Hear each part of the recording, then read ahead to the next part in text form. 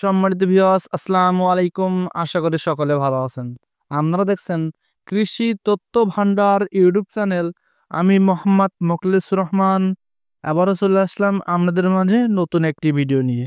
আজ এই ভিডিওর মাধ্যমে আমরা বন্যা সহনশীল একটি ধানের জাত সম্পর্কে জানবো। সে জাত হলো BR52। এই BR52 কেমন জমিতে চাষাবাদ করলে অধিক ফলনশীল পাওয়া যায় সে সম্পর্কে আজ আমরা বিস্তারিত জানবো। তো সম্মানিত ভিউয়ার্স, আমরা একটা ধান আমাদের জমির জন্য নির্বাচন করলাম। ওই নির্বাচনকৃত ধানের আমাদের আগে দেখতে হবে তার জীবনকাল, আমাদের পরিবেশ অনুযায়ী বীজটা আমাদের জন্য পারফেক্ট কিনা, A to Z বিষয় আমাদের জানতে হবে। এই জানার একটা ক্ষেত্রের মাধ্যম হলো এর প্রত্যেকটা ধানের একটা বৈশিষ্ট্য বিদ্যমান থাকে।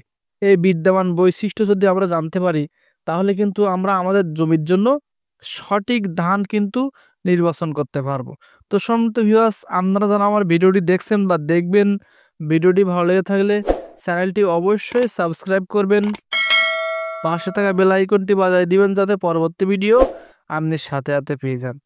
সম্মানিত ভিউয়ার্স, আমরা এখন জানবো BR52 ধানের বৈশিষ্ট্য সম্পর্কে এখন জানবো। বন্যা সহনশীল একটি ধানের জাত BR52। যেসব অঞ্চলগুলো প্রচুর বন্যা অঞ্চল, অর্থাৎ পানির নিচে তলিয়ে থাকে, অনেকাংশে সময় দেখা যায় যে বন্যা হতে হতে 1 সপ্তাহ বা 10 দিন ধানটা পানির নিচে তলিয়ে থাকে, তারা কিন্তু এই BR52 ধান চাষাবাদ করতে পারেন। জীবনকাল 145 দিন, গাছের উচ্চতা 110 সেন্টিমিটার, এর উচ্চতাও কিন্তু অনেক বেশি, সহজেই কিন্তু পানির নিচে তলিয়ে যায় না। চাউলের আকৃতি মাঝারি চিকন, স্বচ্ছ ও সাদা, ভাত খেতে কিন্তু খুবই সুস্বাদু ও ঝরঝরে ভাত। সম্মানিত ভিউয়ার্স, এখন আমরা ফলন কেমন জানবো। ফলন 33 শতকে 1 বিঘা জমিতে 28 মণ পর্যন্ত ফলন দিতে সক্ষম এই BR52 ধান। আপনারা যারা বন্যা সহনশীল ধানের জাত খুঁজতেছেন যে অধিক ফলনশীল আবার বন্যা সহনশীল ধানের জাত, তারা কিন্তু BR52 ধান চাষাবাদ করতে পারেন। সম্মানিত ভিউয়ার্স, আমরা কিভাবে চাষাবাদ করব, কিভাবে সার প্রয়োগ করব সে সম্পর্কেও আজ আমি বিস্তারিত বলে দেব। চাষাবাদ করব আমরা প্রতিটি গোছায় আমরা রোপণ করব 2 থেকে 3টি করে চারা আমরা রোপণ করব। সারি থেকে সারির দূরত্ব হবে 25 থেকে 15 সেন্টিমিটার। আমরা বীজতলা থেকে চারা তুলব 20 থেকে 25 দিনের মধ্যে চারা কিন্তু তুলে আমরা বীজতলা থেকে রোপণকৃত স্থানে রোপণ করে ফেলব। আমরা কোনোভাবেই কিন্তু বয়স্ক চারা রোপণ করব না। যদিও এটি জীবনকাল 145 দিন, এটি বয়স্ক চারাও আমরা কোনোভাবেই রোপণ করব না। কেন রোপণ করব না? ওই চাতরে যদি গাছের দৈহিক বৃদ্ধি হয়ে যায় তখন কিন্তু আমাদের সেইভাবে আর পাশকাঠি বা পোনা বা কুশি বৃদ্ধি হয় না। একটা কথা মনে রাখবেন, আমাদের অধিক ফলনশীল ধান পেতে হলে আমাদের পাশকাঠি বা পোনা বা কুশি, যেটাই আমরা অঞ্চলবিধি যেটা বলেন, ওটা আমাদের বাড়ানো অতীব জরুরি। কারণ আমরা 2 থেকে 3টি করে চারা রোপণ করে আসি, এই রোপণকৃত চারাই কিন্তু আমাদের ধান সেভাবে হয় না। এটা আস্তে আস্তে আস্তে গাছটা বড় হতে হতে হতে একসময় দেখা যায় যে ওই গাছে আর ফল আসে না। ফল আসে কিন্তু আমাদের যে পোনা সৃষ্টি হয়, ওই পোনায় কিন্তু আমাদের অধিক পরিমাণ ধান সৃষ্টি হয়। এখন আমরা কিভাবে চাষাবাদ করব, কিভাবে সার প্রয়োগ করব? আমরা ইউরিয়াটা কিন্তু সমান 3 কিস্তিতে প্রয়োগ করব। কোনভাবে কখন প্রয়োগ করব সেটাও আপনারা একটু পরে জানতে পারবেন।